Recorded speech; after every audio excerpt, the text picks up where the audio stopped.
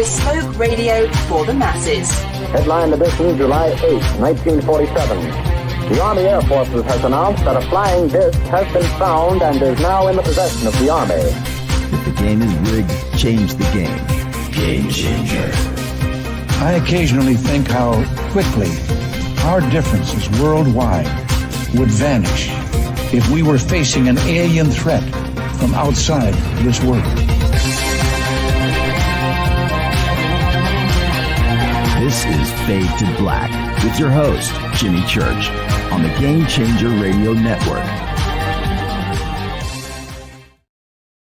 All right. Good evening, Fade to Black. Today is Monday, December 18th, 2023. That's right. Tonight is our 10th anniversary. 10 years on the air with Fade to Black. 10 years ago tonight, we went live with our first show. It's hard to believe. I don't know where the time went.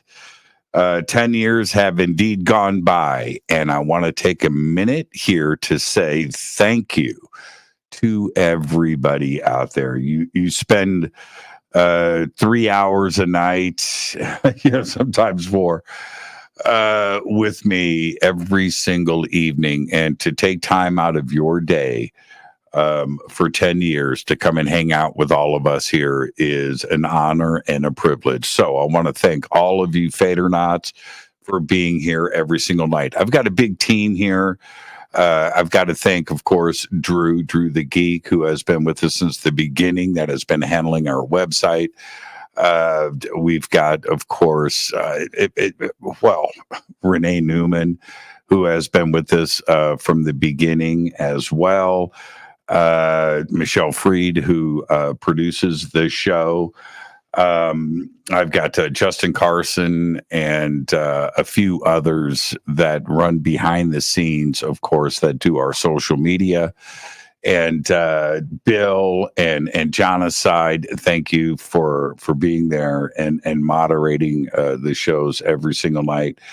And I'm leaving a few out over the years, but some are just running in the background, but we do have a big team here. So just thank you to everyone, from everybody here at Fade to Black. And to have this happen right before the holidays, it's just even cooler. So there you go. Tonight is our 10th anniversary. Wow. All right.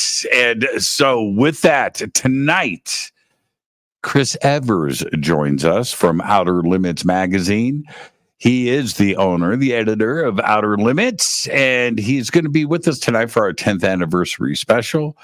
And he's going to be presenting some mysterious tales. It's Outer Limits magazine, so we've got a lot of the strange going on tonight.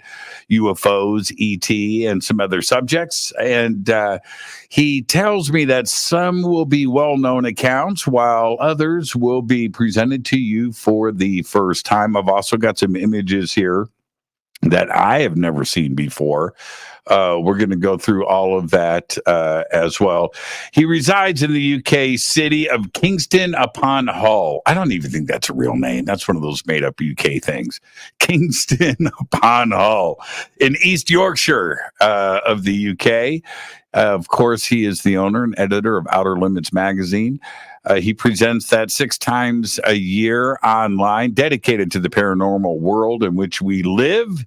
He presents his monthly podcast, Signals, on the Paranormal Panorama Network, in which he interviews many of the world's noted investigators of the unusual, the unexplained, and the downright weird. He has had an interest in the subject of UFOs since.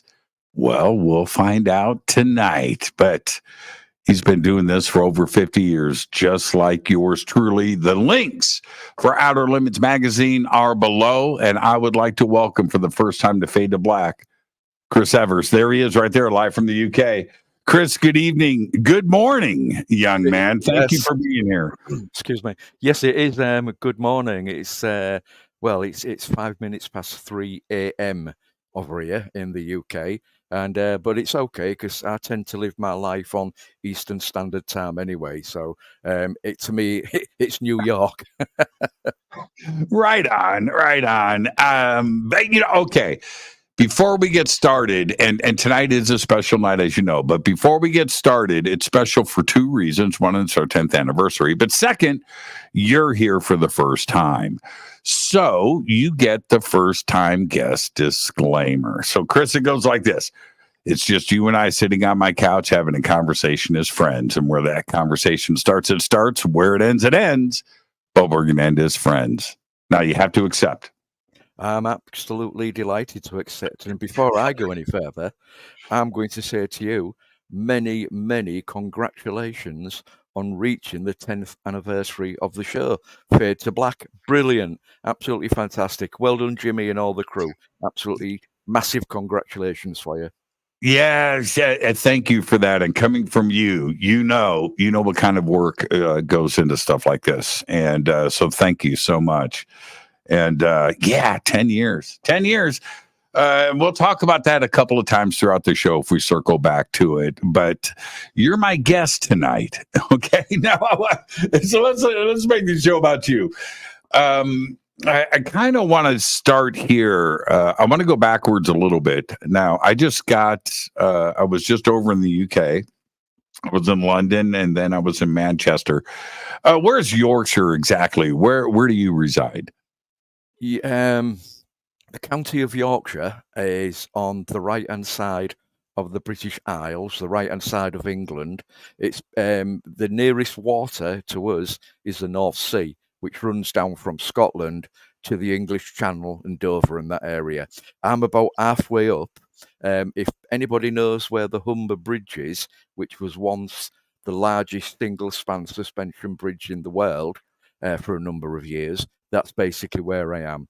As we go up the country, I'm approximately halfway between London and Edinburgh on the right-hand side of the map. There you go. A coastal town, basically. Yeah, and beautiful part of the country too, by the way. And also, that's where all the weird stuff goes down. So you're in the right spot. So right. Allegedly, yeah. England was in the news earlier today, and okay. I'm just going to say this: the largest crane in the world is in England right now. It's called Big Carl. And they just put the lid on a reactor building at a new nuclear plant. Now, what is interesting about this press release as I read through it, because I talk about, the high strangeness of Egypt or Peru and megalithic structures and how did they do it and how did they pull all of that off. And I often talk about how we can't do that kind of stuff today. Well, Big Carl lifted a 240-ton metal lid and placed it on top of this reactor. Big Carl is 800 feet tall. It can lift 5,000 tons, right? Okay, that's pretty cool.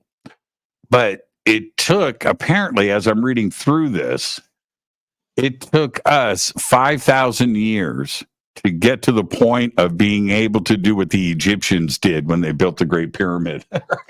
That's how. And don't forget, though, Jimmy, that the Egyptians did it without concrete or cement. They actually put all their joints together in Peru and so on by not having any type of cement. They're just flat together and they're there. No binding material to hold them together in most cases. We have the famous Roman aqueduct in France, which is, I think it's something like 2,000 yards long. And I still use yards, by the way. I don't work in metric. It's a foreign invader as far as I'm concerned. But anyway, right. It's one of the largest Roman aqueducts, which is actually still in existence today. And the Romans did it as well before they used concrete. So, it's absolutely fascinating. How did they do that? Yeah, it's so strange to me that the biggest and the best is also the oldest. That's Yeah, that's. I suppose that's like me and you, Jimmy. yeah, kind of, yeah, pretty close. I'm getting there. So, I am there. Don't worry. but yeah, very strange. Big Carl, yeah, right there in the UK right now. And one little last little piece of trivia. Big Carl, like going back to ancient Egypt or Peru, if you talk about Stonehenge, right? Big Carl was moved to the UK from Belgium on 280 separate trucks. It wasn't brought over in one piece. 280 separate trucks, and has been reassembled since 2019. And now today it's operational, but it's 2023. So it took almost 5 years to move it and reassemble it there in the UK. Again, amazing. yeah, 5,000 years it took us to get to what the Egyptians and so many other civilizations around the world achieved so long ago. Very strange. It's very strange. Now, let's I said we were going to turn back time. I just went back 5,000 years. Now, I'm not going to go back so far, but before we get to Outer Limits magazine and the ideas behind it, for you, things started in 1974. What happened? Back in 1974, it was a February evening, so it was dark by about 3:30 p.m., 4 p.m. in the afternoon, and we'd come home from school. I'd had my evening meal, my evening supper at the time, and being 14 years of age, I always ask my mum, can we go out and play for an hour or two before it gets too dark? So we did that. Group of lads, we ended up playing. We was playing war, and I had a stick for a gun. That's how things were back in the 70s. We didn't have any internet, and we was lucky if we had a push bike. But anyway, we're out there playing war, and we'd split up into two more or less equal teams. One group was attacking the other. I was hiding away on the top of a mud mound because we was actually playing on a building site, which we shouldn't have been. But back in those days, there was no fences put around them to stop, easy access. So anyway, we're playing away, and this happened about a quarter of a mile away from where I'm sitting right now. And I happened to notice a flash of light over in the southwest from where I was sitting, actually looking towards where the Humber Bridge is, over a little village called Hessel. And I saw this blinker light. It flashed on. Didn't think too much of it. All right, bit of a light, not bothered. And then it went out as it blinked. But a second or two later, it moved nearer to me and blinked again. So, that's a bit interesting. What's going on there? Then it just blinked out again. Anyway, it blinked once more, but this time, imagine this, it had gone from position 1 to position 2, and then it had gone back to position 3. So it kind of it moved like 1, 2, 3, 4, 5, 6, and it kind of leapfrogged across the sky in that manner. Anyway, I'm hiding away, and I'm watching this unusual light move across the sky. Now, it was a February evening. It was a perfectly clear sky, crystal clear. You could see all the stars in the sky and everything. We hadn't had any rain or snow for a number of weeks, and we were quite lucky at the time. So anyway, it moved across the sky to a position more or less directly above me, all the time blinking on and off and leapfrogging backwards and forwards.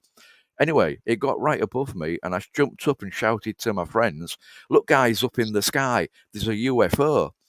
Now, I called it a UFO because I don't know if you had this over in America at the time, but we had a TV program here called UFO, which was about Shadow and Colonel Ed Straker, who was leading the world defense against alien invasion. They were coming to take the humans for body parts, But anyway, that's the only reason I called it a UFO. No other reason.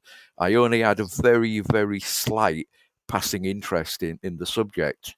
But when I let shouted, me just jump in right there, Chris. Can you move your microphone down away from your mouth just a little bit? We're just getting some pops here. Okay, continue. By the okay, way, is that better? Ed Straker, one of the coolest Yeah, dudes ever in the history of everything. yeah. We was watching Ed. I only watched this, and I called this light a UFO because of my knowledge of watching the TV show.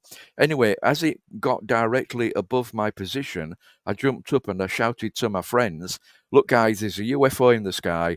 But as I shouted that, it blinked as it had done previously, and it just went out, didn't appear anymore. It didn't see it at all. It never carried on in the northeasterly direction it should have done. I stood there and watched 3 or 4 minutes, and it just did not reappear. So what was it? I called it a UFO. Could it hear me saying it and calling out that it was a UFO? Did it, somehow intercept what I was saying? Did it have microphones listening to what we were talking about? I don't know. But anyway, that was the thing that interested me in the subject.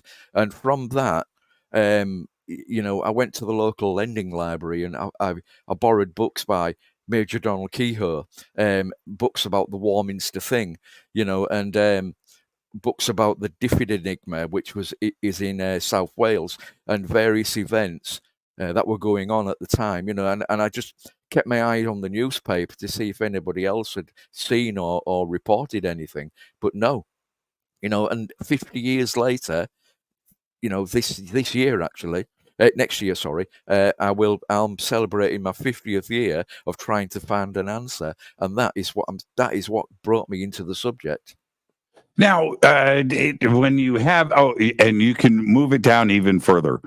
You can just turn the microphone itself down towards your chin. Yeah, there you go. Okay, stop right there. You describe it as a red light. Was there a shape to it? No, it was basically a pinprick. It was like a star-like light, and it wasn't a red light. It was actually the same color as a star. As though Okay. as though it was reflecting the sunlight off a body of some description, if I can put it that way. It just maneuvered across the sky, and that was the interesting thing about it, the fact that it leapfrogged across the sky. And it's so funny that I like the reference to UFO because I did the same thing back then. You and I are about the same age, Mhm. and UFO Space 1999, right? Yeah. These had a big impact on me, and I did the same thing. I ran to the library, and I'm UFO, and I'm looking at the encyclopedias, and I had a couple of friends that were into these things too, and we were all watching these TV shows. But suddenly, UFO meant something to me, unidentified flying object. And that kind of set me on my path too, as well. And I was constantly, finding myself looking at the sky. Did you do the same thing? Were you trying to spot it again to see if it would come back? Yeah, I went out on a couple of occasions to basically do what would nowadays be known as a sky watch, a solo sky watch on my own, but nothing ever came back. I've never seen that. I've never had that experience again. I've never seen that singular like light moving across the sky. Although back in the 1990s, myself and a couple of colleagues actually witnessed an orb experience actually on the River Humber, not far from where I'm sat right now, basically. How would you describe that? Well, we was at the back of we was at a town called Brough, Brough. We pronounce that as Brough, and it's where the British Aerospace Factory is, as you know, manufacturers of military equipment and so on and so forth.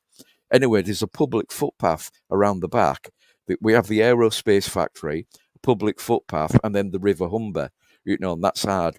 And three of us were sat there. We run the whole UFO Society, and we're doing a sky watch where we had cameras set up, and we was just waiting for something to happen. Anyway, across the river, it's actually an estuary, it's not a river. It's about a mile and a quarter across. And on the opposite bank, there's a cliff which comes down to the river. And we've all stood there watching. We'd actually put our camera equipment away, believe it or not. One of those things, you know. And coming down the hill opposite us was a single ball of light. It's come down to the river, and I watched it go to my right, back up the river towards town, which is called Howden, which is round about 20 miles away. Anyway, I'm watching it, and I say to my friends, "Oh, guys, it's gone," and they said, "No, it hasn't. It's going under the bridge to the left." So it actually come down the hillside, split into two, and gone in two separate directions, both to eventually disappear. Again, no explanation for it. Couldn't find a thing. And then, wouldn't you know it? You know, after we witnessed that, two police officers turned up because we had cameras and so on at the back of the British Aerospace factory. So, you know, they asked if we'd seen anything. We said, "Oh, yeah, we have actually." But you know, they asked if we had any video footage. Now, unfortunately, we just put it all away because we was going to move location to a different hill, a bit further inland. Isn't that interesting? And it reminds me of the name of the title of James Fox's film, right? I Know What I Saw. Yeah. And once you do that, once you go through the experience, nobody's going to change that for you, are they? Well, I did take part in another podcast a few weeks ago, and somebody asked the question, what would you say was the best evidence to give forward? And, you know, and I just basically said exactly what you've just said, Jimmy. You know, I know what I saw.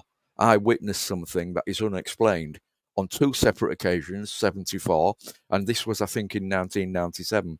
And I know what I saw. I saw something with my own eyes, which I know for a fact I saw them. So nobody can take that experience away from me. I know what I saw. Simple as that. Now, why do you? I'm going to go back to some history for a second, but one of the things I've been asked that question so many times as well, but I also ask that same question a lot. What is it that you would push to the middle of the table if you were in court, right? What would be the case?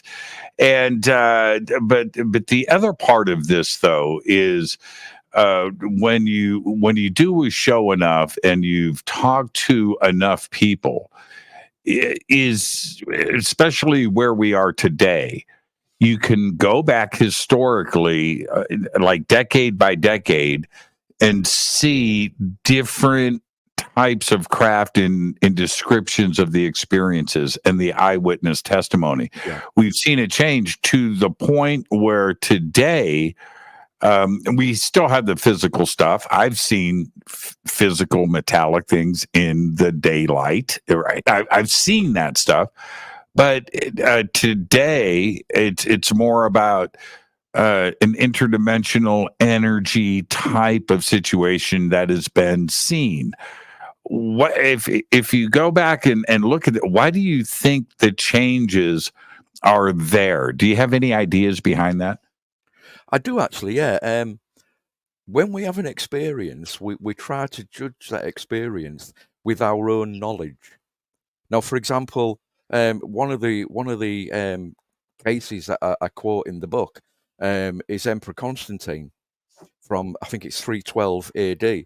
He saw a flying cross in the sky, or it's alleged that he saw a flying cross in the sky, and he apparently had a dream later that night that if he followed that cross and used it as part of his banner, it would be made sure that he won the battle of I can't remember the name of the bridge now. It was outside of Rome anyway, and lo and behold, he changed his banner and put the cross on the banner and won the battle. But look, this is at a time when Christianity was becoming the main religion in ancient Rome, and I think he wanted to use that to try and get the people on his side, because he had to prove that he was worthy of being the emperor. And there were several other people who were after the same job, as it were. So, I think that he used that. So he used that, what he knew, as something spiritual, something different, to get people on his side. And if we come back, there's a sighting, I think it's in 1200s in Japan. There's a famous priest there who was going to be beheaded. And I'm pretty sure, that what he had was a UFO experience. He saw what he described as a silver-like, bright, moon-shaped object in the sky. Now, I'm pretty sure as well that must have been a daylight sighting, because they wouldn't want to behead somebody. After all, it is an exhibition to say, look, we rule and this is what we do. If you don't do as you're told, basically, they'd want as many witnesses to that, and they wouldn't see that on the night time. So basically, we judge the sightings with the knowledge that we have, with the technology that we are aware of today. But having said that, Jimmy, I'm a little bit... I was actually called an old school ufologist quite recently. And I'm not going to lie, I suppose I am. I'm a little bit more nuts and bolts kind of guy. I'm, let's put it this way, I'm black or white with the subject. You're not fade to black, but just black or white with the subject. Right. Either it is or it isn't. It's as simple as that with me, And from the evidence that I've put in the book, most of these cases have some kind of footage which can be found on the internet if people will just look. Now, I've described myself the same way, but I want to analyze this about you a little bit, because I definitely, especially if you go back, you could probably find my stuff historically on early message boards on the internet in the early 90s, where I was complaining about a clogged freeway, that there must be a traffic jam of craft heading towards Earth with all of the sightings that we have. And I asked the $1 million question, where is the photograph with all the cameras? This is before cell phone cameras and everything, but where's the definitive photograph of welds and nuts and bolts and rivets?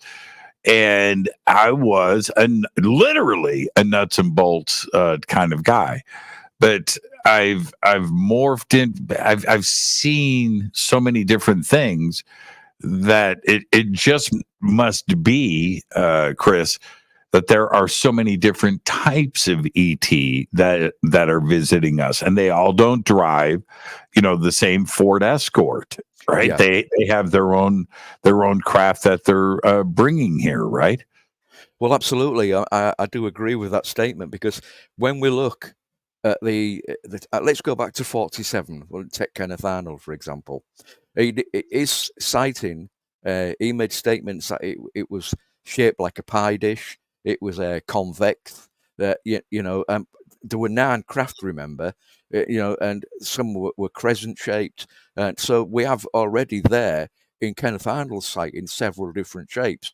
But these have changed, as you rightly pointed out, in the same way that the Model T Ford, is no longer applicable. I don't know what cars you've got over there in the States, but for example, all the cars that we had 100 years ago are now in museums. So it's very much likely that the cars or the craft that the visitors are using has changed as well. And perhaps they even changed them for specific jobs that they have to do.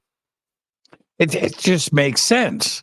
Yeah, that is one of the best examples, Chris, and thank you for putting it that way. If you go back to 1903 with the Wright brothers, and you think about the Kitty Hawk, and where we are today with aircraft, that's just over 100 years. That's one lifetime. And that's how much we have evolved and changed over 100 years. Well, no matter who ET is and what species it is, they've done the same thing, haven't they? Absolutely. It's I have seen reports in various places around the internet and listening to podcasts and so on and so forth it's estimated there are somewhere in the region of 47 to 55 species visiting the planet. Now, I can't bring you the evidence for that. We have to take that at face value. But when you look at reports from groups like the National UFO Reporting Center in the States there, which, remember, is only one organization in their 47 years of existence up till November last year, 2022, that had over 142,000 different reports. Now, if we break them down, we've got reports of chevron shapes, we've got reports of orbs, we've got star-like, egg-shaped, diamond-shaped, you name it, and they're in there. Ufology has seen it all, especially over the last 47 or so years. Now, let's go to. I've just got to pop this up. A friend. Thank you, Ken, for that. Very cool, my brother. I miss you. Thank you for that, Ken. Man, I wish it was 10 years every day. That kind of stuff is happening. Thank you, Ken. The ideas behind Outer Limits, what were the goals as you started to put the magazine together? When I started to put the magazine together, I actually left the subject for a number of years, which was from roundabout, you must have heard of Graham Birtle. And Graham Birtle passed away 20 years ago, and I left the subject for a number of years because life took over, basically, Jimmy, job, family, second marriage, and so on and so forth. So we had to make sure that was working properly, and and things were going great with that. And I'm very glad to say that we've just celebrated about a month ago, our 27th year of being together.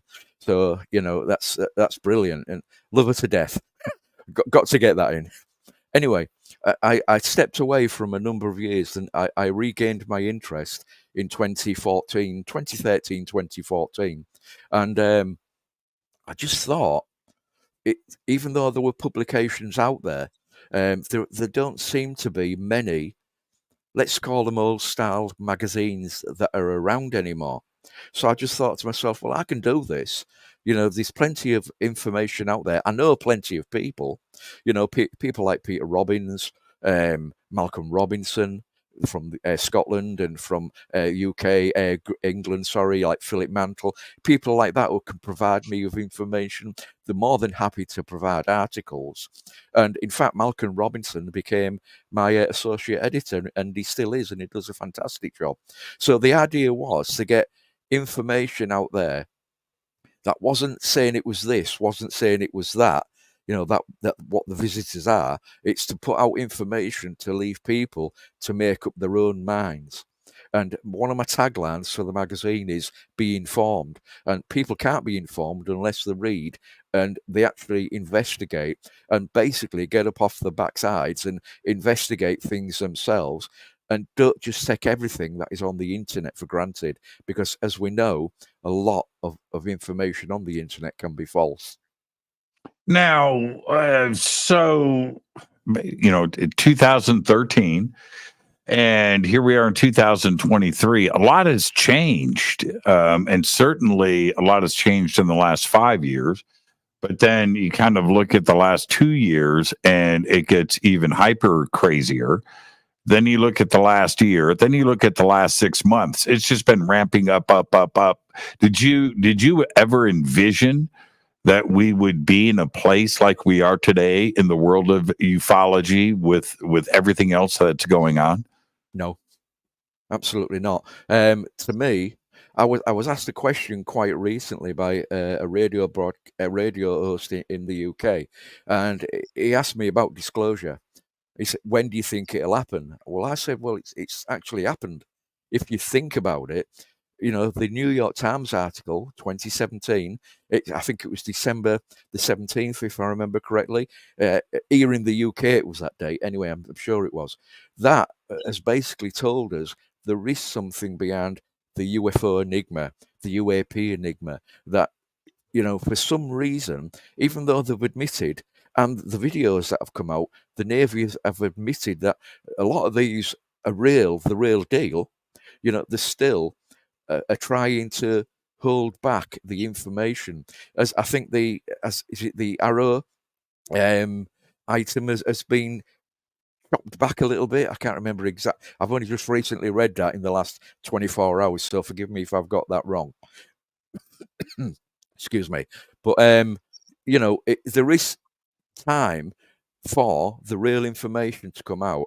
But my question really is, do we actually need them to admit disclosure? I don't think we do. I think we have enough information. NASA, at their public hearing quite recently, said we don't have enough information. What? They've got 70 plus years of information to look through, Jimmy. Why don't they do that and investigate and become what I call be informed? It's the only way forward. Man. That's like a week's worth of shows right there, Chris. So let's see you tomorrow morning. Yeah, exactly. Let's put that on the back burner for a second. I want to go back to your comment. The New York Times article was 6 years ago yesterday. Yeah. And those out there, and I'm very thankful for Leslie Kane and Raul Blumenthal, the New York Times, and the team behind that to get that out and get the conversation going, for sure. But what happened was there were a lot of our UFO community was already here. But what that article brought was a whole plethora, a whole pile of new, ufologists and people and commenting and social media and everything else, where they thought that was disclosure. And I had said then, I did years of shows on that for sure. Yeah. But I kind of backed off after about 2 or 3 months. And I just threw this out to the community and said, you know what? Let's talk about this in 2 years. Let's look back on today. Let's not say, before we say this is disclosure, let's see where we are in 2 years. Let's see where we are in 4. Well, because we're used to that in the UFO community. Every year is the year of disclosure, right? We've talked about that for 70 years.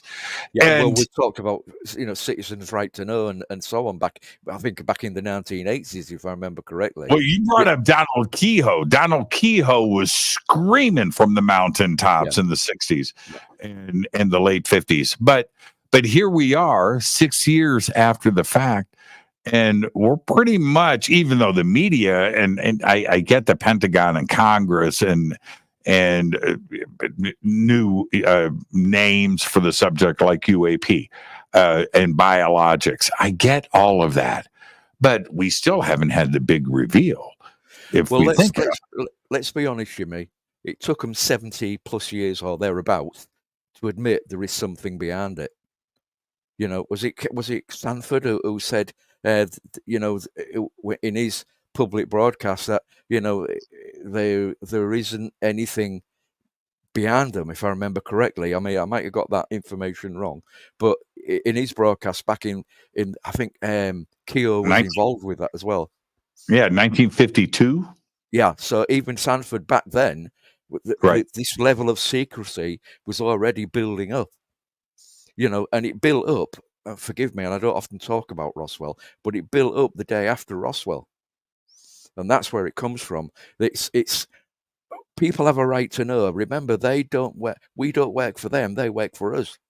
The politicians are our babies; that they should be answering to us and telling us what we want to hear and what we want to know. Really, when we think about this subject. How in your guesstimation, I'm not going to be the radio host that asks you about disclosure, but how much closer is the world to accepting it?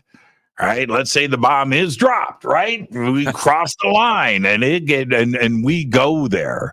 What's different about the world today than 10 years ago or 20 years ago? Where the acceptance of this type of knowledge, the biggest thing in human history, right? How has the world changed to this kind of news? Because I think the ridicule factor of the subject is slowly but surely dispersing. I can talk to people out in the street. Oh, what do you do for a living? Well, I don't do anything for a living now. I'm retired, but I do run an online magazine. Oh, what's that about? Well, it's about paranormal, UFOs, the occasional ghost story. All right, that's interesting.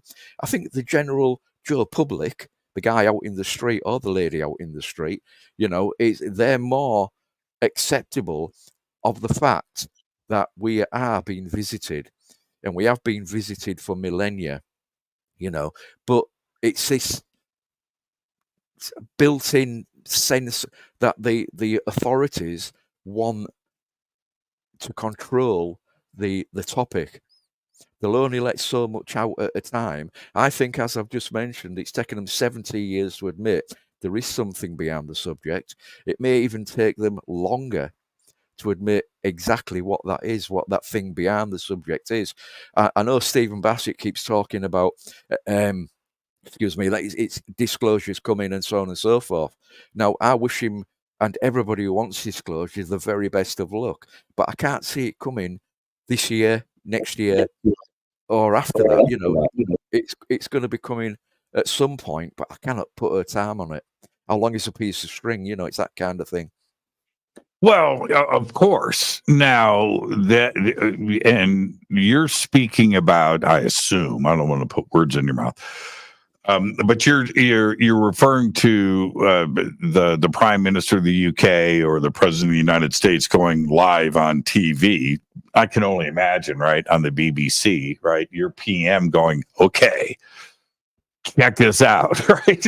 I mean, whoo. Okay, so I assume that you're referring to that kind of disclosure, and then we have the other kind, which is out of the government's control, which is some kind of crazy thing happening over London or happening over Los Angeles, and that's a whole nother situation where the government doesn't have anything to do with it at all, right? Absolutely. I don't think those in charge, shall we say, who are only there on a temporary basis anyway, will actually make the announcement. I think I think with what I call disclosure, the 2017 event, I think that for now is enough. That is a step in the right direction. Let's give them, just a little bit more time to realise that the world isn't going to stop. The world isn't going to explode. Religion isn't going to fail, which was one of the excuses that they came out with for many, many years as to why they wouldn't admit anything. But I don't think the world will stop revolving once we know that we are not alone in the universe. I mean, when you think about it, I can't remember the exact number, but it's something like 50 billion stars in the galaxy. Now, each of those stars, it has been reported that they have planets around them. Whether or not there's life-bearing planets around those, or whether it's just, it's a dead system with no life on the planets at all, but they have got planets. Now, think about how many of those could be inhabited, have life of some description on them. It's. I think life in the universe, in the galaxy, is a standard thing. I really do.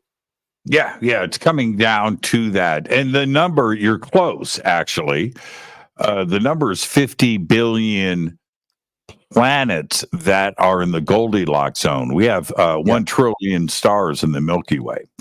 Yeah. So, and then you whittle that down, and every star, there's a trillion planets in the Milky Way, but 50 billion are in the Goldilocks zone that are rocky Earth-like planets that could have water. And then you start to, chip that away. What's the number of advanced civilizations? Well, the answer is, man, it's an extraordinarily big number. I can tell you what it's not.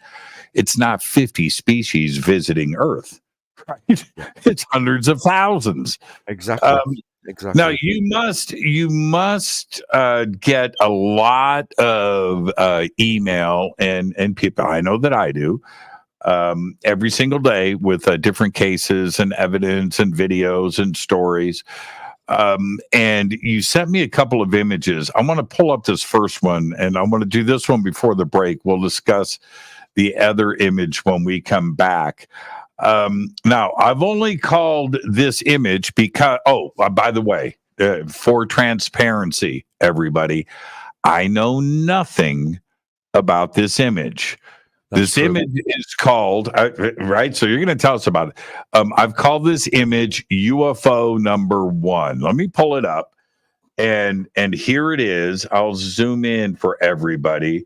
First thoughts is this is crazy town. But tell us about it. What is it that I'm looking at here? Well, this footage, it was actually captured by visitors holidaying or vacationing, as you guys would say, in the area of the English Channel. And it's actually on a video, and we can hear someone say, it is a UFO. The image of the unknown is certainly acting as one would expect a UFO to react. And after zooming in, we cannot see anything that would give this strange-looking object forward propulsion or thrust. It just looks like a square or an oblong-shaped box. It could be what some people might describe an FT or a flying triangle coming towards us, which makes it look flat. But again, it simply seems to hang there in the sky, albeit it is moving forward slowly in the footage. How is that? This can hover, how can it float and fly slowly forward? If it's man-made, the weight of this device must be tremendous. What method of propulsion does it use that stops it from simply dropping out of the sky? And it clearly takes technology of some description to make this fly in the sky. Now, I've heard it said that some people have said that this is a drone.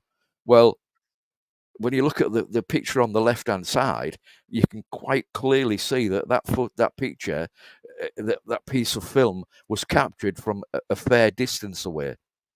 Now, if that's a drone, and we zoom in closer on the right-hand side, if that's a drone, how big is it?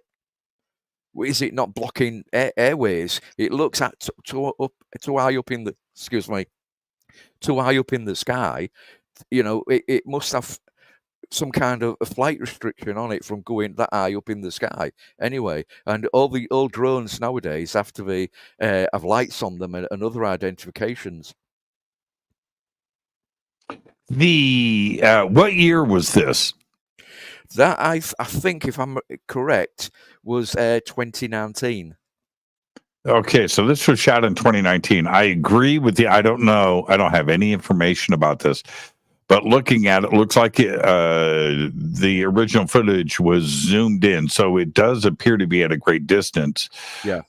Because of how the waves and the water underneath is also out of focus. Yeah.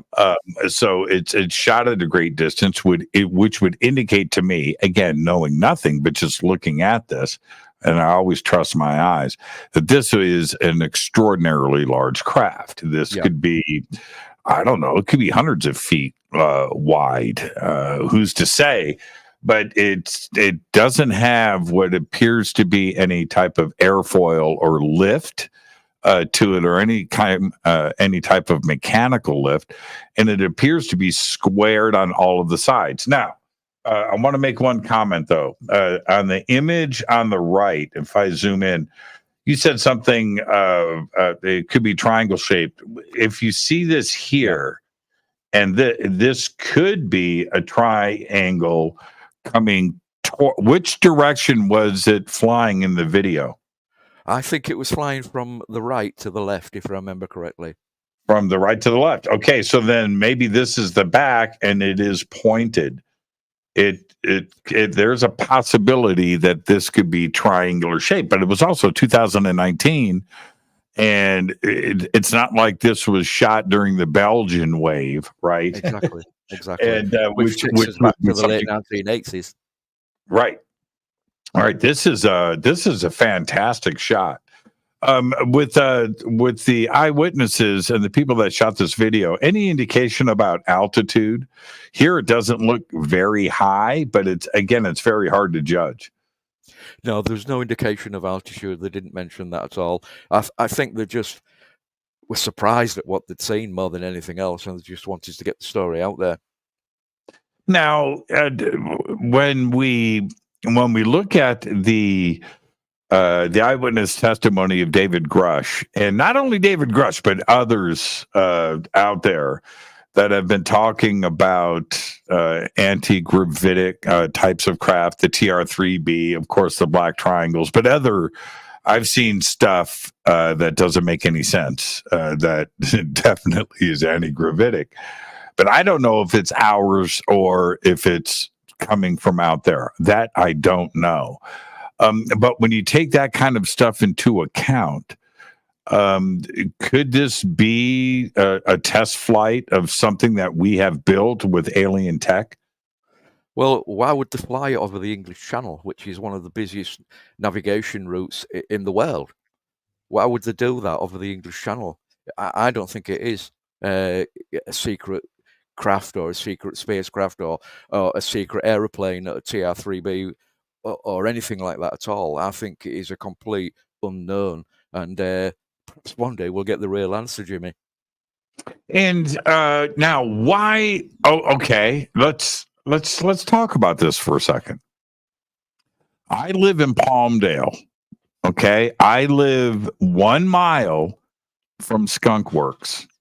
Okay, see me pointing this way? You see that? Skunk Works is right there. It's in my backyard. And they're test flying stuff there all the time. Yep. Edwards Air Force Base is right up the street. And I hear different reports of things on the other side of the mountain range where Los Angeles is, about 30 miles away. Of stuff, strange things that are flying north over the mountains. Now, they think aliens and they think UFOs, and I get that. But if you look on a map and from these directions, they're going to my place, right? They're coming over here. So, but you would ask, why would they test fly over Los Angeles? Well, Lockheed is here. Also, it makes a lot of sense to me. You can fly in a secret area, but if you fly it over a populated area, you can always say it's a UFO. You don't have to say it's our tech. And that's where I go, well, yeah, okay. Well, they did that, didn't they, back in the 50s with the SR-71. We know that they've done that previously. But my point about this is, if it's a regular aircraft, where are the wings? Where is the tailplane? Why does it not appear to have those things which help flight? You know, even the Wright brothers had those. You know, why? Where are those? Where have those gone? So this is why I'm saying that this is an unusual object. I'm not saying it's alien. I'm saying it's an unusual object, which is why I mention it in the book. Yeah, I totally agree with you. I totally agree. Nothing surprises me anymore. I just absolutely the 2 or 3. I've probably had more crazy daytime sightings that I have seen with people were never reported on the news. Yeah. And I mean, very strange things to see in the sky. And it's just like, why doesn't everybody see this? Well, not everybody's looking up at the same time. And the other thing is, these things, for the most part, only last for a little while. Back to this video. How long was this witnessed? I couldn't say off the top of my head. I don't know how long they were there watching that. The video footage that I saw was literally a minute long at the most. But how long the witnesses were there, actually standing watching that, I couldn't tell you. Yeah, this is a very, very, very fascinating image. I have a hard time understanding, and it's also very level. It's very level. It's not angled, going up, going down. It looks like it's just. It looks like it's just. Yeah, it looks like just like a black elongated dot when you think about it. That I'm 100% certain though that it's not a camera fault at all. I'm actually by trade I'm a photographer, so I do kind of like, I'm not saying, I can't be fooled occasionally, but this to me is just, no, it is something strange, it is something unusual, and it is unexplained. Simple as that. And then we have, the other parts of I'm talking about in a modern sense. Ryan Graves and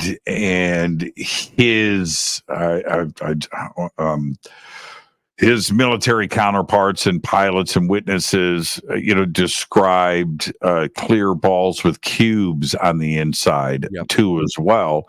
Again, we just have to throw that into the pile. Not everybody drives a Ford Escort, right? No, exactly. So what kind of car is this? If you get my point. Yeah.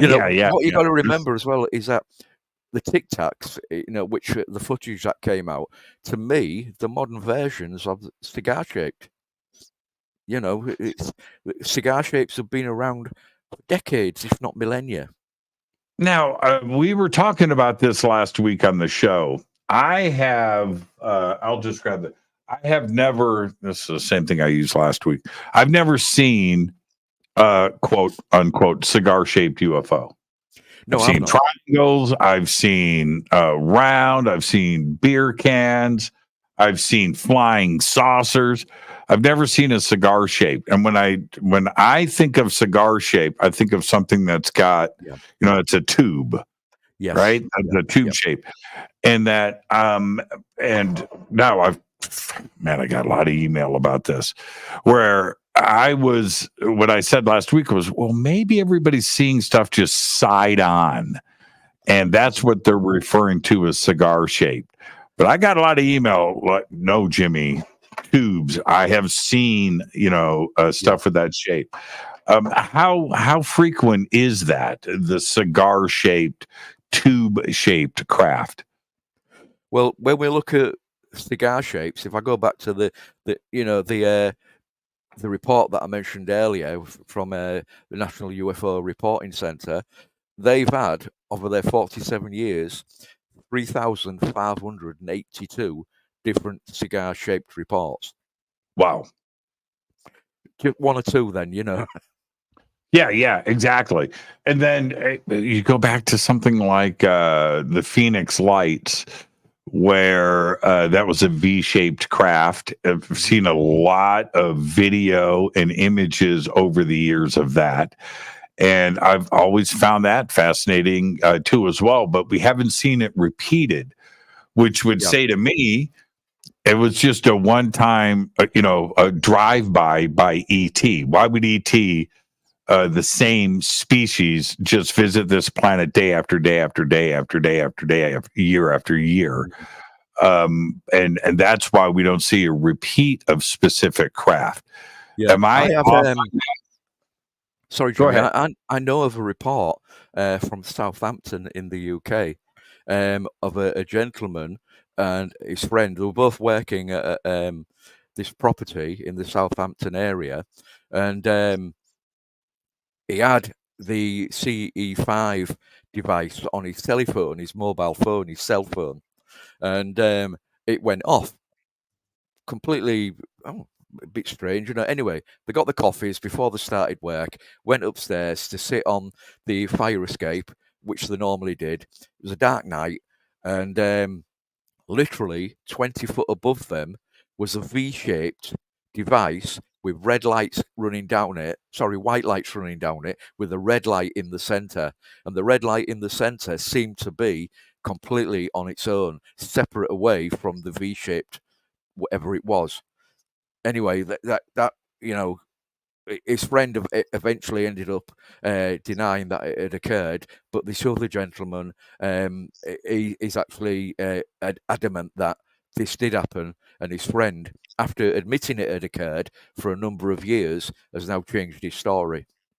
So we do still get them around the world.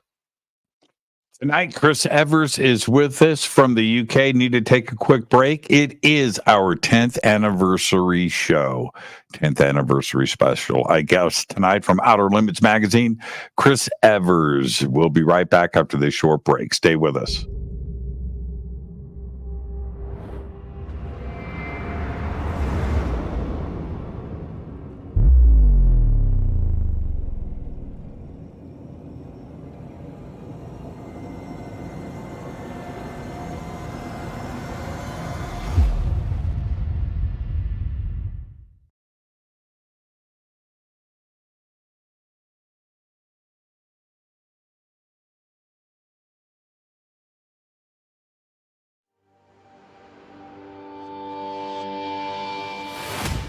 My job is not to preach.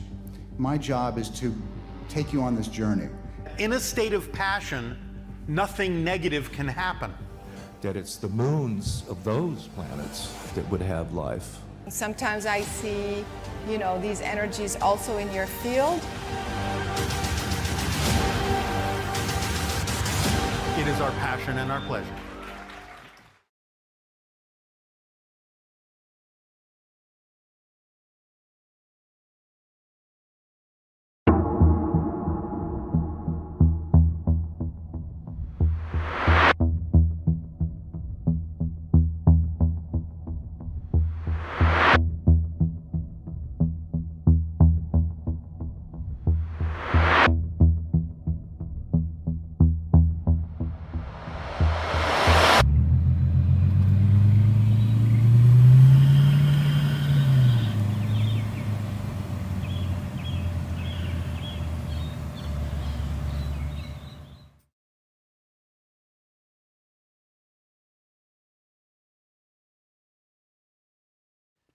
Hi, everybody. Jimmy Church here. Very special announcement, and that is we are shipping Fade to Black t-shirts again. It's been almost 2 years. We did a full upgrade to the website, so you can head over to jimmychurchradio.com. It's all simple to do, and it's right there. Remember, we broadcast 4 nights a week, Monday through Thursday. We bring you the best, the brightest, the most knowledgeable and amazing guests, the best conversations. We do that 4 nights a week. We also do 4 days a week. We broadcast the news, and we do that live too as well. It's not a one-man show. I do it with website support. I do it with producers. I do it with writers and artists. All contribute to the show. The best way to help support what we do here is with the Fade to Black t-shirt. And you can get your Fade to Black t-shirt one of 2 ways. First, go to jimmychurchradio.com, order a shirt. It's really that simple. You're going to get a tracking number, it's going to get shipped, and it's going to get autographed. The second way to get a shirt is with a Game Changer membership. Now, the Game Changer membership not only includes a free t-shirt, but you get a private email to me. You get unlimited commercial-free downloads. You have full access to the website, and everything includes free shipping, and everything is autographed. So help support the show. Get your Fade to Black t-shirt today. The links are below. You can just go to jimmychurchradio.com, and it's right on the website. So there you go. I'm Jimmy Church, Fade to Black. I'm so excited that I just have one thing to say. Go Beckley Teppy.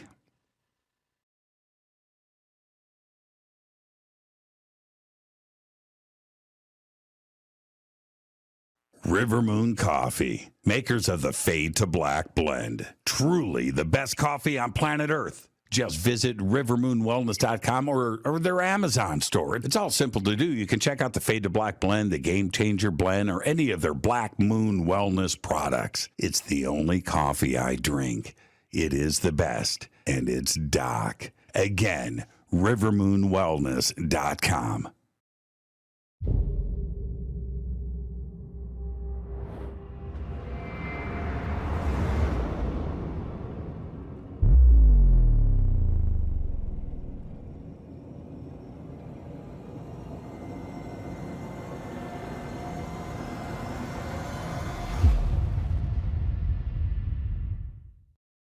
Welcome back, Fade to Black. I am your host, Jimmy Church. Tonight, Chris Evers is with us live from the UK and Outer Limits Magazine. And tonight is our 10th anniversary. It's hard to believe.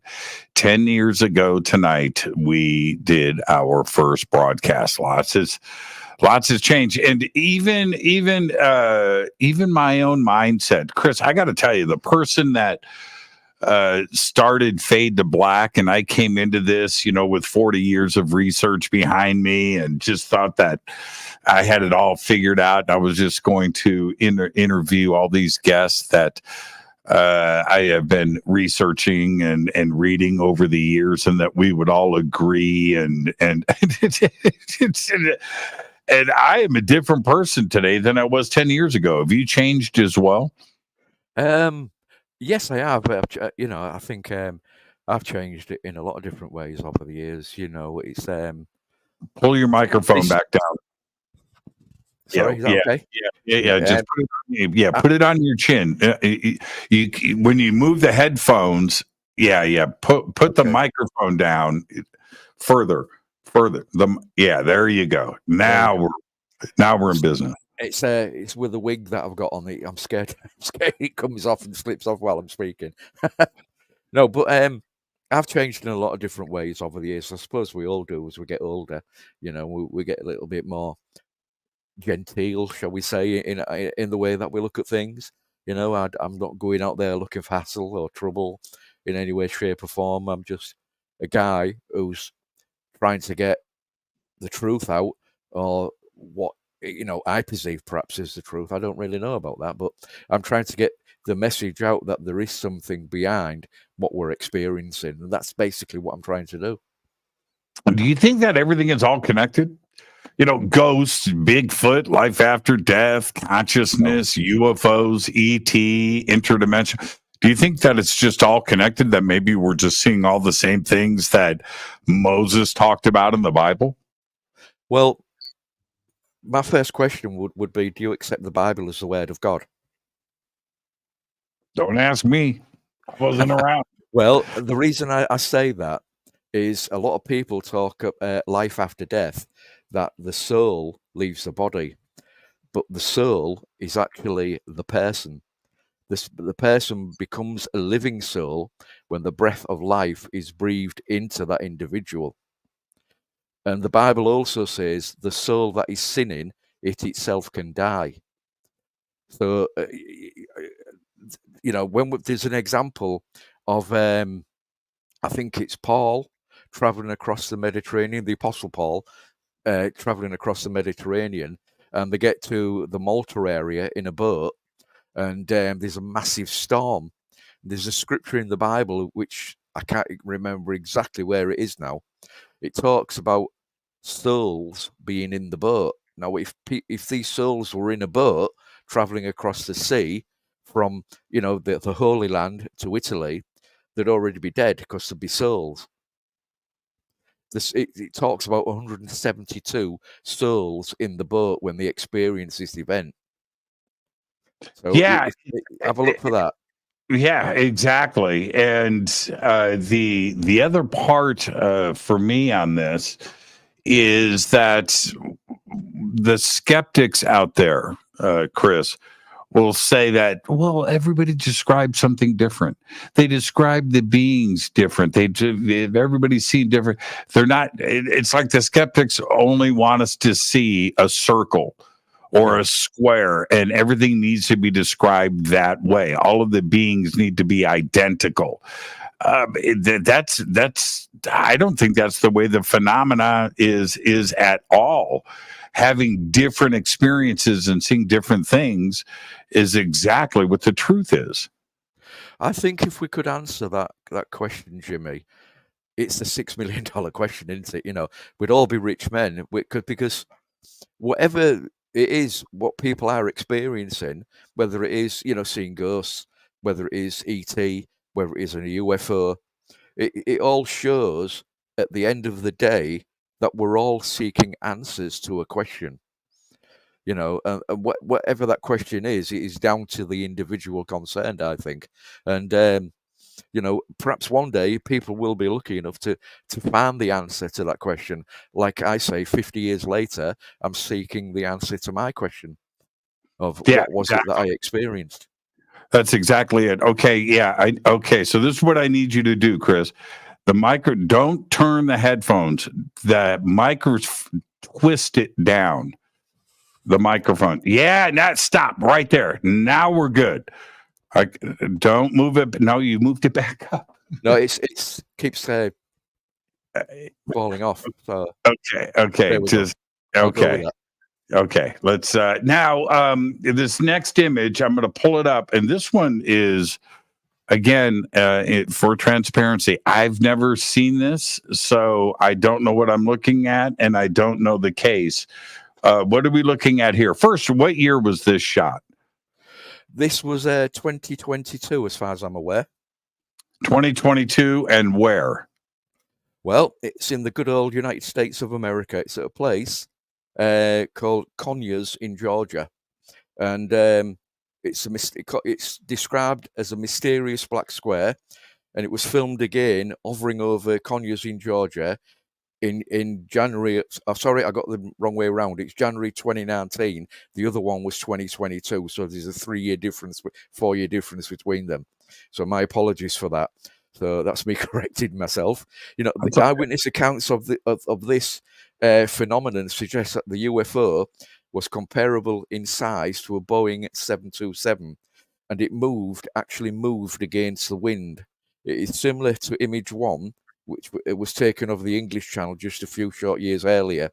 But many will have seen the recently acquired so-called Calvine UFO image, which came out of the woodwork after a number of years. You know, that is the Calvine image is a brilliant example of a diamond-shaped UFO. But this, in so many ways, is very similar to the previous image, whose years I got wrong way around. So my apologies for that. They do feel eerily similar, don't they? They certainly do. You know, a square shape again. You know, I don't know if you zoomed in and looked at the image on the right at all, but, you know, it's, again, square shape, no aerofoils, no tailplane, no engines, no noise. Certainly not a balloon as far as I can make out, because it moved against the wind. So what is it? You said it was about the size of a commercial airliner? Yeah, a Boeing 727, I think it was described as. Wow. Oh, this is an incredible image, and I've never seen it before or heard about this sighting, and it was here in the United States. Yeah, again, a lot of these sightings, you know, if people just do a little bit more digging, you know, they can find a lot more information than what we get on the normal everyday Facebook groups and so on and so forth. You know, the other sites that are social media. So just have a look around the internet. People will find things that intrigue and, you know, inform just by looking at them. This was a video as well? I believe so, yeah. Oh, you haven't seen the video? No, I haven't seen the video. All I've seen is this still from the actual image. Wow, yeah, that's also pretty incredible. The I keep going back to my own personal experiences, and it's if I or if somebody else, how do I don't want to offend anybody, but it's like this. Boys, I don't want to get into this boy girl conversation, but boys, we grow up with an interest in airplanes and rockets and helicopters, and we know different types of craft, and we know what we're looking at, and we have fun with that, build model planes, and it's just what we do. And then you turn around and you see something like this when we are so studied in what we are looking at. Right. And we're proud of our knowledge of aircraft and cars and motorcycles. And you see something like this, and our brain has a hard time comprehending what it's looking at. Right. Yeah, absolutely. The you know, we're going back again, aren't we, to what was flying 100 years ago or driving 100 years ago to what we're seeing now. You know, what is this? What job does it do? You know, what is it that can make it move against the wind? So it's obviously powered in some way, shape, or form to actually, you know, if it was a balloon, it'd just be going along with the wind. What is the power behind this? Is it electrogravitic, some kind of description? You know, what is it? What is it used for? And so we discussed saucers. We discussed black triangles, which, by the way, if we go back to that period, of the big black triangle wave over Belgium, and it was England too that was involved. Yep. There were sightings but in that general area, and then you had the F-117 fighter that was not only in service but was starting to surface. Right, it was first used in the original Gulf War. But it's possible that was being test flown, and that could have been some of the sightings. Not all of them, but it's a good way to hide something, isn't it? To put it off on UFOs when indeed it was the F-117 that might have been flown in and around Belgium and England at that time. But when you have a square craft like this, that puts us into a whole nother situation, doesn't it? Absolutely. The very fact that that we now know that the F-117, F-17, whatever was it, 117? I can't remember the number. Yeah, 117. We now know that they were being worked on at the time. There was little snippets of information that were coming out about these craft. The SR-71 was eventually, we found out about that, even though, it was, a lot of people at the time thought it was a UFO. The stealth bomber, the stealth fighters, well, sometimes people thought they were UFOs. But let's wait do we wait another 10 years, 15 years before, the military turn around and say, what you thought was a UFO, which is square-shaped, wasn't a UFO. It's the latest bit of military hardware, bit of military tech, but I don't think it is. Anything developed by man, in my opinion, even though some people would disagree with this, we need some kind of propulsion unit. But most propulsion units make a noise. Even these flying triangles, you can hear an electric hum from them. There's always a noise of some description behind what we're actually witnessing, whether it's, engines or electric hums. There's always something there that, for me, gives away the secret that it is man-made. Well, you bring up a really good point. I have seen, I think 2, maybe 3 times, I've seen it more, but like in a crowd of people, I've seen a B-2 fly by, right? Okay, that's a quiet plane. When you see it approaching, you don't hear it. But you know what you do hear when it flies over you? You hear the wind hitting it, right? Then after it flies by, you hear the engines. But when it's coming at you, and everything, okay, but you still hear the wind hitting the craft. You hear the whoosh. And there has been so many different sightings where there has been no wind noise. And that's where that for me, it gets really, really interesting. Yeah, that's where the strange comes in. Yeah. What kind of protective bubble is around a craft that it can do something like that where it's not making any noise at all? NASA is getting ready to, I think it's this month, next month, they are going to show us the new X-59. And you know what that is?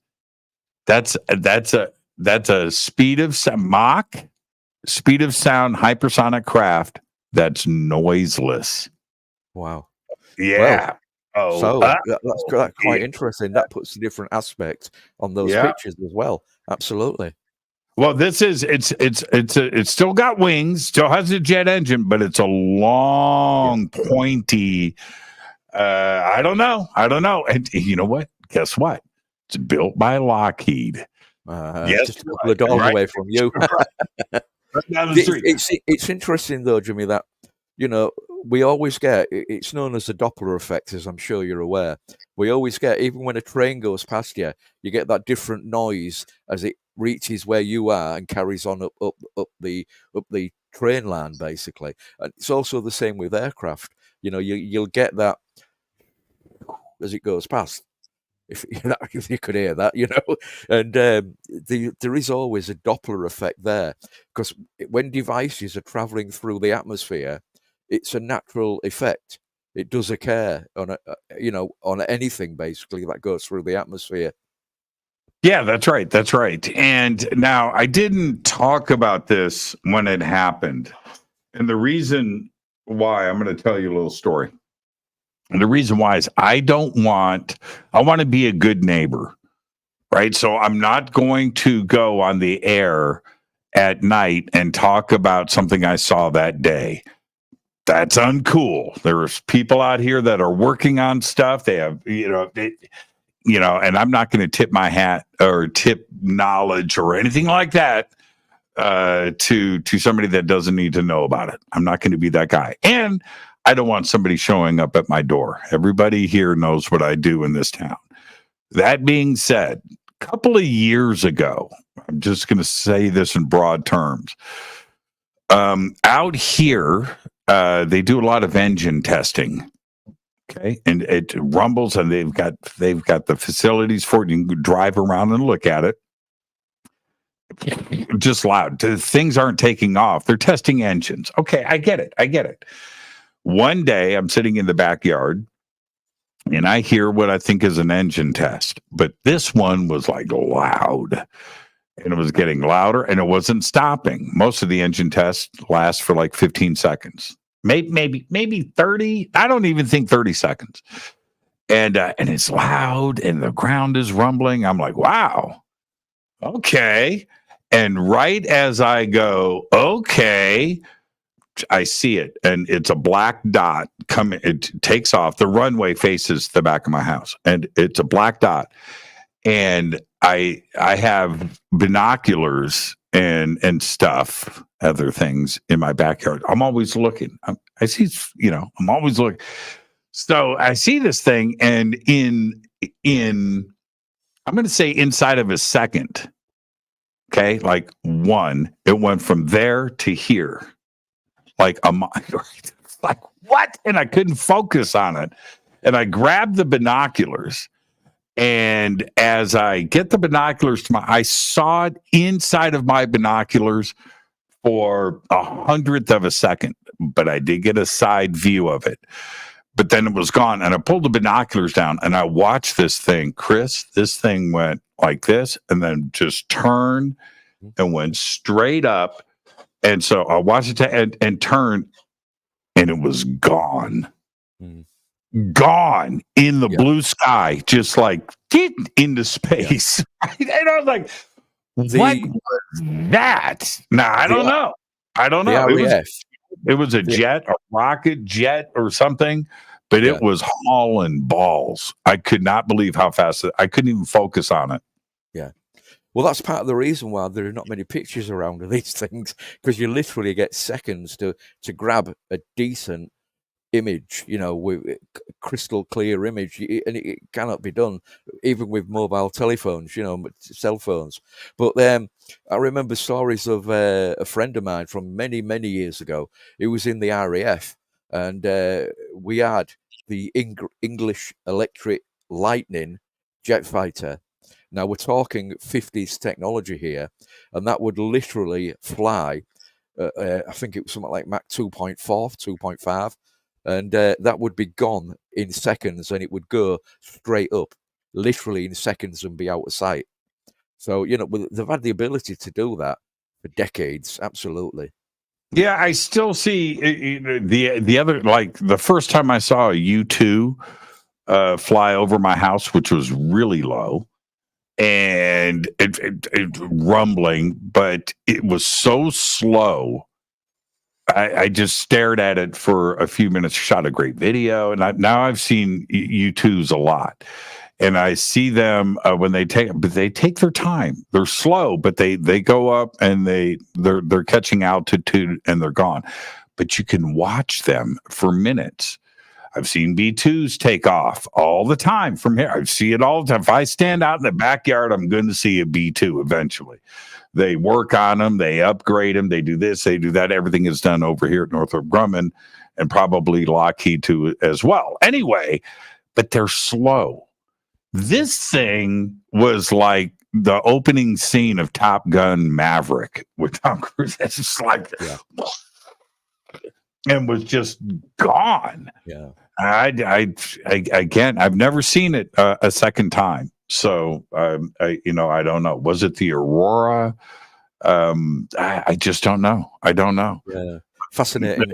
Again, it's a $6 million question, isn't it? If we could answer that exactly what it was, well, perhaps we could cure the ufological disease that we all have. Well, okay, so I wanted to ask you about David Grush's testimony when he started to spill the beans the way he did in front of Congress. There was some elation, on my part, like, okay, wow, this is actually going down. Did he take it too far? The Congress was listening and they were asking the right questions, but he went right there. We've got craft, we've got bodies on ice, we've got the pilots, we're backwards engineering. Did he take it a step too far? What did you make of his testimony? Well, first of all, from my understanding, he didn't witness any of that. He was told this information and he passed the information on to the congressional hearing, I believe. And he wasn't an actual face-to-face witness of these events. Granted, he spoke to people who were, should we say, high up in the system of things, that are perhaps delving into this technology and trying to back engineer it. But he hasn't actually witnessed a lot of the things himself. I know one of the things that he mentioned was the Italian fascist UFOs, from the 1930s. Now, forgive me, but we covered that 3 years ago, before it was even mentioned in the congressional hearings. So, Outer Limits magazine is always just slightly ahead of the information that comes out. But I want to say about more power to his elbow. We need people like that to come forward and tell us what is going on. Because if we don't get that, well, we're going to be still stuck, chasing Model T Fords when in effect we want E-type Jags and all the big faster cars that are around today. So we need people like him to come forward, and the more the merrier. And I understand, correct me if I'm wrong, Jimmy, that in the US now, isn't there not a freedom of speech act or bill, as you guys would call it, but isn't there something in now that allows people to come forward and testify to what they've seen? Yeah, you're talking about the Gillibrand Amendment that was added to the defense bill last year, the budget, and it was written into it to allow whistleblowers to come forward and be protected, that there wouldn't be any employment effects or anything else, any personal attacks, and they wouldn't be jeopardized. And that was written in last year, and Grush said that's why he came forward, was because of the Gillibrand Amendment. And right after all of that went down, I travel over to the UK, and I had a wonderful time there, by the way. It was absolutely incredible, but it gave me an opportunity to talk to the people of the UK about this subject. And one of the questions that I asked everybody is the same question I'm going to ask you now. Is the UK government talking about the UAP subject like the United States government is? And I got a strange look from everyone. Like, no. We depend on you guys for that information. Do you feel that is the case, that the UK government is not being as open as the United States government is? The UK government are certainly not as open as the American government. We have a policy here of, if they don't need to know, then don't tell them, in my opinion.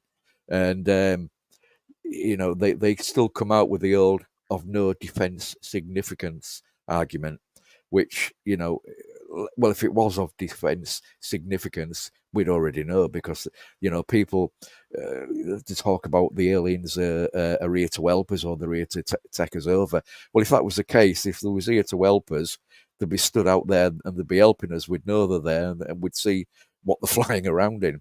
If they was there to take over the world, they'd have done it by now. We don't have the technology that can stop them. It's just as simple as that, Jimmy. Well, there's always the broader look. I'm not going to get into geopolitics here, but there's always the comment that the UK and the United States, that the UK does whatever the United States says, and I certainly don't think that is the case, but we are allies for sure. Well, it is. Sorry, Jeremy. It is known that there are 5 countries that are involved. So I think it's Canada, United States, Great Britain, and forgive me, I forget the other 2. I think Italy might be one of them. Canada. You're talking about Canada and the 5 Eyes? Yes. The 5 Eyes. That's Canada, New Zealand, Australia, United Kingdom, United States. Thank you. Somebody just said this. Check this out. Same as Australian government, 0. Yeah, absolutely nothing. Yeah, the British government, they're relying on the US government to make the announcement, which is why the conference next year is what that we're running is disclosure. Do we need their approval? That's the title of the conference, the subtitle. I don't think we need their approval. Why should we? There's too much evidence. There is too much evidence out there. Look at the pictures we've just looked at. Some are strange, some are unusual. Yes, we don't know exactly what they are, but they're strange enough for us to ask questions. And it's the same with NASA when they said they're in the evidence. They don't know what evidence. We want more evidence, is what they said. Sorry, and the evidence is there. It is there, folks. For God's sake, it's time that the truth was admitted. Well, okay. Aside from Rendlesham, which to me is not only one of the best cases that we have for a lot of reasons. One, I consider it a modern case. It's not it's not Roswell, right? It's not the 1900 airship flap, over the United States. It's not that. It's modern, and the witnesses are still with us, and it's military, and it's the United States Air Force, and it's on British soil. You have Woodbridge and Bentwaters both involved. You have the RAF involved. You have the local police, and we have a trail of paperwork behind the case. So Rendlesham is way high up there for me for a lot of different reasons. But aside from Rendlesham, and I don't know if that's where you would go, what are some of the other fascinating cases for you? Well, actually, it's not a British case that actually fascinates me. It's one from Italy, believe it or not. And that was on the 27th of October, 1954. It was a typically crisp autumn day, and it was based in Tuscany in Italy. And the football team, the soccer team, Fiorentina, that night were playing against the local rivals. And in the region of 10,000 people were in the football stadium to watch the game. And it was just a normal game up to half-time. Half-time came and went, kicked off for the second half. And it was then that some strange, again going back to some people say cigar shape, craft was actually witnessed flying over the stadium. Now we have 10,000 witnesses. And, one of the talented footballers who actually saw this on the pitch was a guy by the name of Adico Magnini. And he was something of a legend at the club. And he actually played for Italy in the 1954 World Cup. And, he says he remembers everything from A to Z, or to Z, as you guys would say. And he says it was something that looked like an egg. So that was one description. Another gentleman said it was something that looked cigar-shaped. But what was seen floating down from this craft was some glitter. It seemed to be floating down from the sky, and it was silver glitter, and he'd never seen anything like it before. And we would probably call it today angel air. I'm sure you remember that from the 50s and so on. So it must have been something strange and something significant because the referee put all this into his match report as well. And among the crowd was a guy called Gigi Bonney, who was a lifelong fan, and he remembers clearly seeing that event, and they were basically seeing this thing which was just dropping down before them. Anyway, the angel air was picked up. It was analysed at the local university, and it had certain properties in it, which I can't remember the full list of the properties now. And it basically it was said that it was spiders flying around in the sky. Now, yes, it happened in October, November time when the spiders in the northern hemisphere do actually move around a lot more than normal. Now, this incident actually enthralled one young man who lived in Bromley in London when he found out about it. And this young man was a gentleman by the name of David Jones. Not the Monkees David Jones, but David Jones, who became David Bowie. And he named his group the Spiders from Mars. Which yeah, that's right. When it all shows that he had an interest in the ufology subject. And it's things like that I enjoy finding out and discovering. So it's like little incidents like that, Jimmy, that fascinate me and keep me in the subject. Really do. Yeah, that is such a great case. And Bowie was an alien. I say it all the time. That dude was a straight up alien. Straight up. And his and you're right about that. Because not only did he take a right turn, but if you go back and you look at Ziggy Stardust, and of course, the Spiders from Mars and his image and everything else, but the movie, The Man Who Fell to Earth, which is one of the greatest contact movies that was ever made. He had a very strange fascination with this. He did, yeah. And I just might say he might have been an alien. I don't know. He was channeling something. Yeah, it certainly was. I think some of it was smokable as well, but that's a different subject altogether. But what we've got to remember, though, I mean, some people have said it was a case of mass hysteria, but you're telling me, let's remember there were 10,000 other witnesses in the stadium that day. You're telling me that every single one of them was experiencing mass hysteria over something? No. Robert Pinotti, he knew of this, and he says it was an intelligent phenomenon. So it's again a fascinating case, which again is in my book. Yeah, that's I love that case, and there were a couple of others that were very similar. Sporting events and a lot of people being at one place at one time, seeing something strange in the sky. Yeah. And you can't go with mass hysteria or some strange psychosis where everybody is channeling and sharing the same vision. But you can look at Westall, right, in 1966 in Australia, the Ariel School. We can talk about that. Where also it's in Zimbabwe. Where it's just simply not the case. People are seeing what they are seeing, and we have to accept that. What do we do with something like this? With those that are contactees, of which there are millions of people around the world that share these experiences, and then we have the abductees, which takes it even a step further.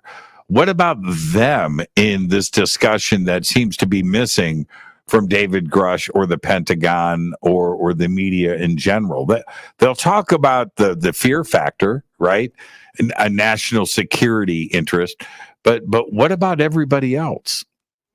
There's something else to bring into that as well, Jimmy. But what about animal mutilations? What's going on with them? What is beyond those? But people who say they've experienced something unusual, a close encounter. There are, in fact, about 8 different close encounter. I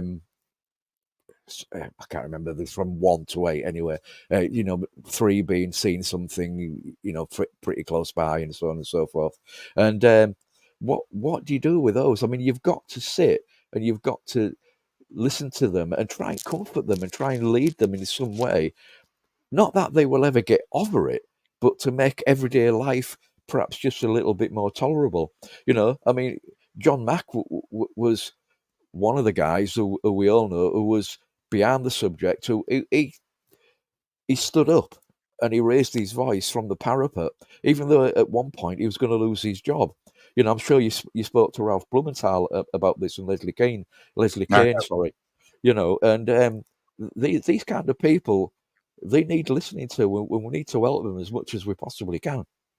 Now, we can't, you're in the UK, talking about these subjects without bringing up crop circles. So what's your take on that overall? When somebody says crop circles, where do you go first? I think a certain percentage of them are natural. There was, I think, a lithograph print from I think it's the 1700s, which showed devils standing in a crop circle. Now, some of those can be created by wind. We've seen what can happen when, like a tornado. Britain actually gets more tornadoes per square mile than the United States, just that they're not as damaging as they are over there, And, so some of them are natural, some of them are man-made, and some of them is that, again, that $6 million question. Why are they doing these massive diagrams, these massive drawings? What is it creating those? Again, it's a $6 million question, Jimmy, and I don't really want to go too deep into that. So you have to forgive me, it's slipping down my head again. That's okay. But here's the thing. London, or let's just say the UK in general, is probably the most videotaped and surveilled, right, country in the world. It is, probably yeah. More cameras per capita in the United Kingdom than anywhere else on the planet Earth. Nobody's been caught. That's the part that's where I just get, and I understand some are man-made. Are you aware? Back in the early 1990s, a young man by the name of Matthew Williams was prosecuted in court. I think it was in Bristol, in the United Kingdom, for actually going into a field and damaging the crops to create crop circles. Yeah, and I'm sure there's imitators, right? Yeah. Okay, so there's one. How many thousands of crop circles? I mean, how many pop up during the season every year? And you would think that those farmers that own those fields, that are tending those fields, that's their livelihood, would definitely want to catch somebody doing that. Absolutely. I agree with you totally. As I just mentioned, some of them are done by the visitors. What the reasoning behind that is, I've got no clue. Yeah. And I remember the two guys, that came forward, the two older gentlemen, with the board. Yeah. I remember them with the rope and the board, and they're out there. I was like, no. And aside from the kid from Bristol, which I do remember, that's three. Yeah. And one got busted trying. The other two claimed they were doing it. And when you think about the geometry involved and the algebra, right, and the math, and the engineering, if people are going to fake them, I mean, obviously, when you look at the big designs that we see, there must be a team of them going out, maybe 20 or 30 people going out and, doing them. I mean, let's be honest, in August, September time, I think when the vast majority of them appear, over here anyway, in the United Kingdom, they don't get many hours of darkness to actually create something. So if they are being faked, they must be being made with teams of people, not just one or two. Yeah, I don't know. I don't have the answer there. It's kind of like Bigfoot and other. I don't know.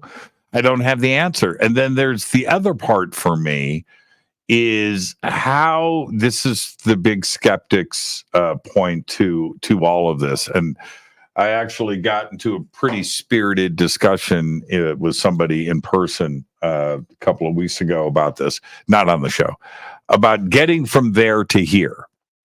And it's like this general point. Why would ET go, 10,000 light years, and I get that, 10,000 light years, that's 10,000 years, right? That's a long time to be sitting on a ship with only a seat. You don't even have a bed or a bedroom, right? You just got to check. But how are they getting from there to here? My basic idea behind that, sorry, I'm going to have to adjust this again. My basic thought behind that, is that okay? You got me okay? I think if there is a nuts and bolts type craft, that it has to be some kind of warp technology, similar in respect to what we see in Star Trek or Star Wars, some kind of technology similar to that. Perhaps they have something that they can pull out and drag the time towards them, and it kind of like zips them from one to the other, so they appear in an instant. I don't know. It's a $6 million question, Jimmy. At the end of the day, we think in the technology. I think anyway, in the technology that we have today, and that means I cannot really answer, but I can think or suggest that it could be some kind of warp technology, basically. And are you suggesting that it would take, seconds instead of thousands of years? Well, if you get two parts and you pull that part together, those two parts together by some kind of powered device, then you've already joined. So it will appear you'll be one place in seconds, and the next second you'll be where you want to be. So like crossing the street then, literally. Yeah, kind of. Yeah. Would we understand that?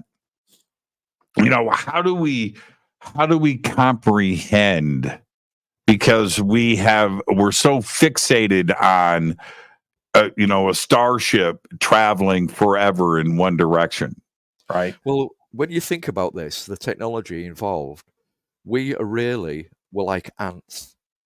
I'll give an example. You can get a smart TV, right? You can cost you thousands of pounds, thousands of dollars. It can do everything other than wash the pots and fly. You get your TV, you plonk it in the middle of an anthill, and the ants can crawl all over that for 1,000 years.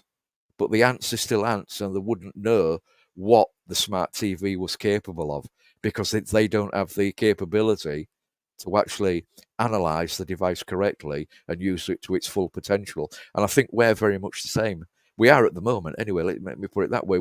We need to advance in certain ways, I think, with technology ourselves before we can understand the devices that they're using to get here.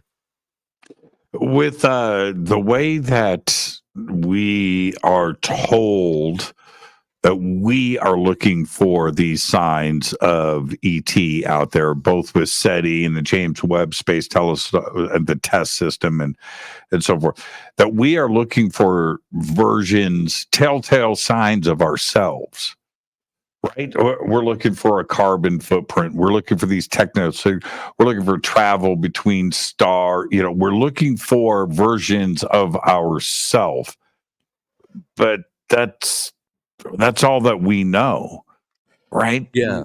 We need to think outside of the box, right? We need to look for something that we don't know what it is. Yeah, we are the best examples of intelligence that we know, to be quite honest. And considering how mankind treats its neighbours, i.e. other mankind, and the wars that are going on and such and such like, and the illnesses that we have, I think we need to conquer our own planet first, and even maybe look into our own inner space of what is under the oceans, because I've heard it said that they could be coming from underneath the ocean. I remember reading a report in the old British version of UFO magazine back in 1997, which was written by a gentleman gentleman by the name of Tony Dodd, where he suggested that some devices were flying in and out of the waters around Iceland. And he'd had reports in from fishermen and sailors in that area. There was even one report where the US Navy and the Russian Navy are said to have acted together to investigate some things that were going on in the waters around Iceland. Large flying triangles, black flying triangles, square-shaped objects flying in and out of the water. And again, it's mentioned all that kind of stuff in the book. Here we have, and before I let you go, because we're almost at the end of the show, you've got a conference coming up, and also all of your materials. Before I forget, because I've got another question I wanted to ask you, where can everybody go find out about the conference and certainly get some reading material?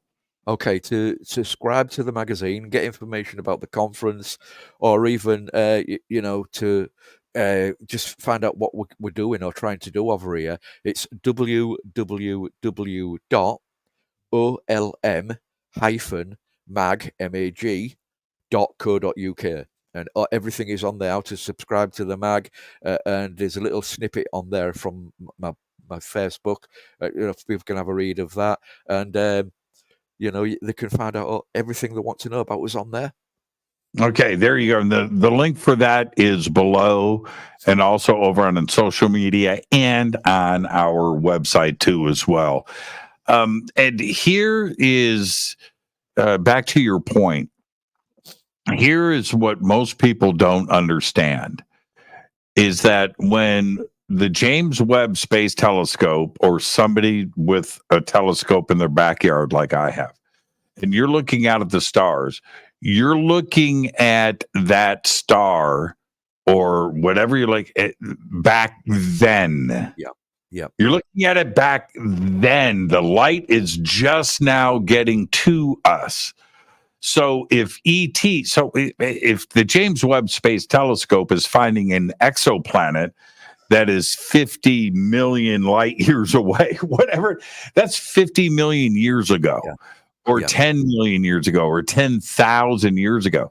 So if somebody, ET, is out there, some kid in the backyard, some child ET, or whatever, is 20,000 light years away from Earth, and they're looking at our planet,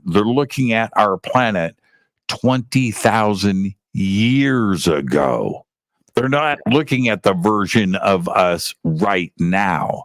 And that's what people get confused about, right? Yeah, that's absolutely correct. Yeah, I mean, Sirius is it 4.6 light years away? So we're looking at Sirius as it was 4 years ago. For all we know, while we're sat here talking, Sirius could have blown up and gone. Well, actually, that actually happened. Yeah, Beetlejuice at the moment is actually there are problems going on with Beetlejuice at the moment, aren't they? Yeah, Beetlejuice is freaking out, actually. But so when we were, this was about 5 years ago, and I remember, I was talking on Fade to Black and Coast to Coast about Alpha Centauri, and that we had just found an exoplanet that is facing. It wasn't right. It was stationary. It was in a tidal lock on its star. But nonetheless, it was in the Goldilocks zone, except for one half of it is like really hot and the other half of it's really cold.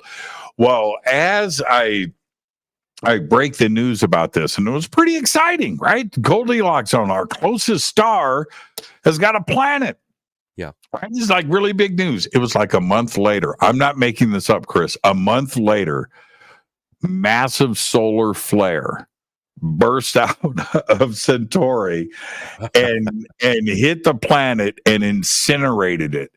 It got so what if anything was on that planet, it's now a big chunk of coal. I wonder what its carbon footprint is.